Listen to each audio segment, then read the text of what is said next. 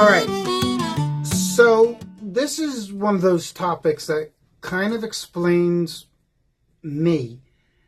If you've ever been to my apartment or seen pictures of it, or honestly just heard me talk for more than 5 minutes, you've probably picked up on the fact that I love and collect a lot of Doctor Who stuff.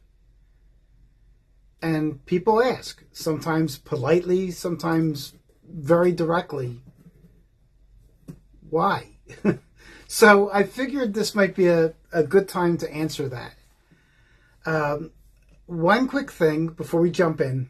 If my eyes aren't looking directly at you, this is just me trying to get comfortable talking to a camera.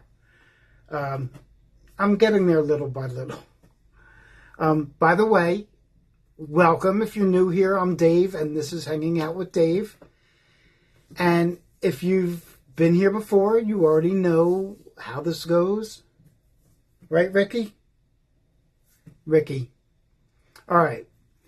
So, the story really starts in 1979. I was about 13 or 14, and I remember this moment so clearly. I was at my best friend Bob's house, his parents' house, and we had just come home from roller skating at the Palace on Roosevelt Boulevard. It was a Friday night, and it was probably somewhere just after 11 o'clock. And Bob went up to take a shower, and I thought I'd put on some Monty Python. But instead, there was an episode of Doctor Who on called Inferno. Now, I had no idea what I was watching. I didn't know the show. I didn't know the characters. I didn't know what kind of story this was supposed to be. All I knew was that it felt different. A little darker, stranger, more intense than anything that I ever really watched on TV. But I couldn't stop. I couldn't stop just watching it. I kind of stayed there until the episode ended. Completely glued to the screen.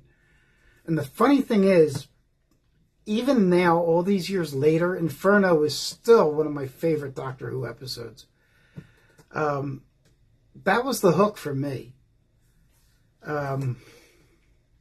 Yeah, that night definitely did it for me. And actually,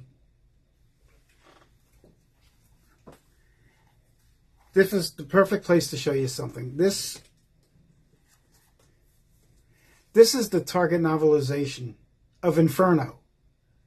For anyone who doesn't know, the Target books were paperback novelizations of Doctor Who TV, mostly from the 70s and 80s before home video was common. This was how fans revisited the stories they loved. This one was written by Terrance Dicks, and he wasn't just one of the writers. He was one of the key people who shaped Doctor Who during the Third Doctor era.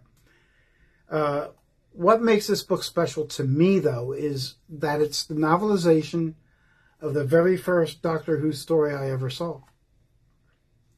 So, even now, just looking at this cover brings me right back to that night, not knowing what I was watching, but knowing I didn't want it to end. I mean, that's what I mean when I say these aren't just objects.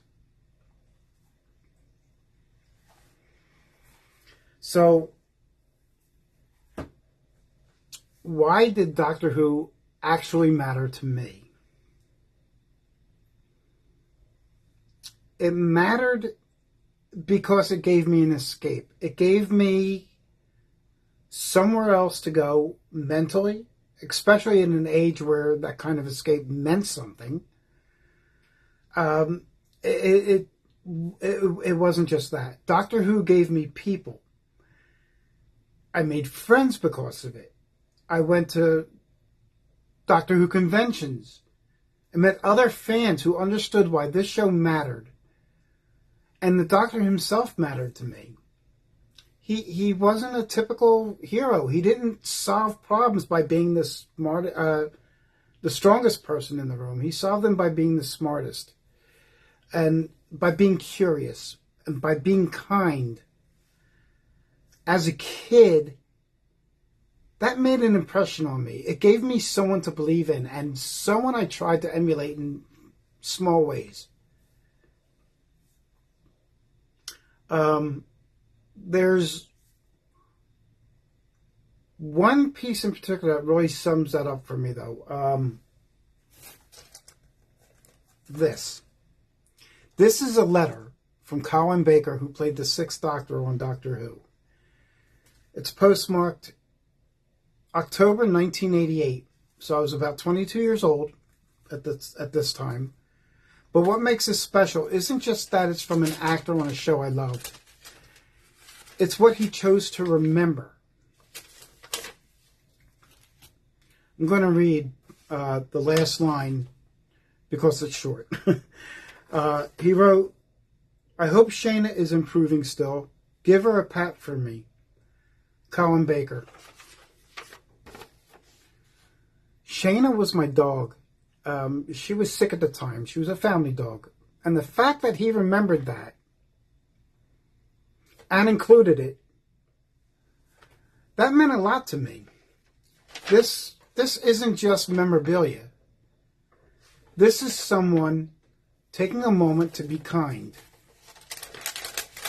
That stays with you. Here it is.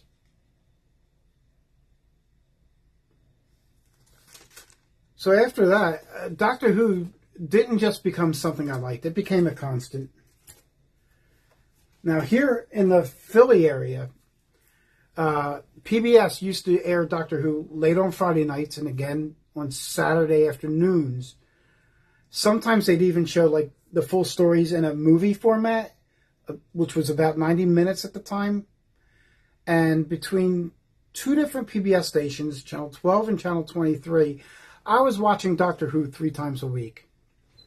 It became part of my routine. And when the show went off the air in 1989, I really felt it.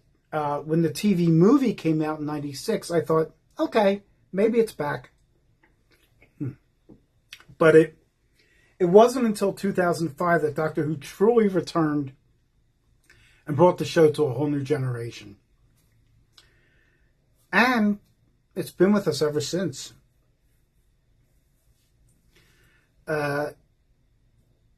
Quick note, if you're enjoying this, or if you like this kind of laid-back, reflective content, you might want to consider subscribing. No pressure.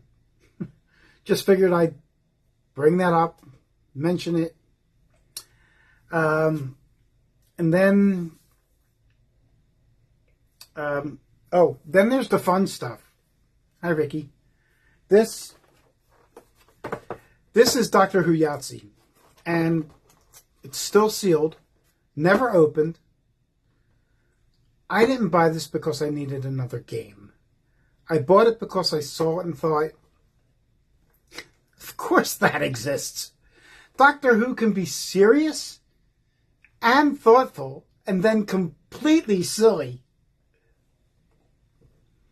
Some things in a collection are about meaning, and some are about memories. And some are just there because, well, they make you smile. This one definitely does that.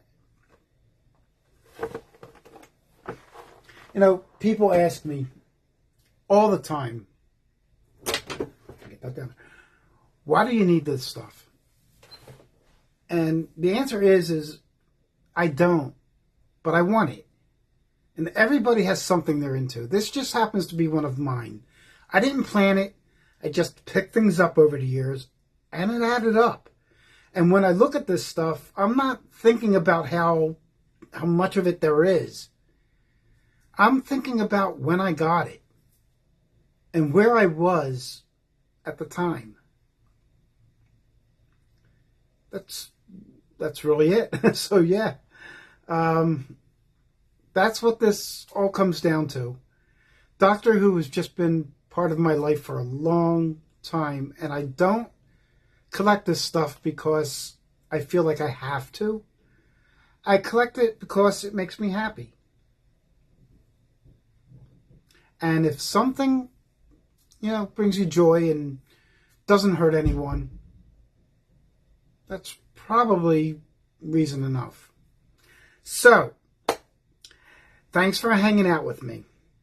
Be seeing you.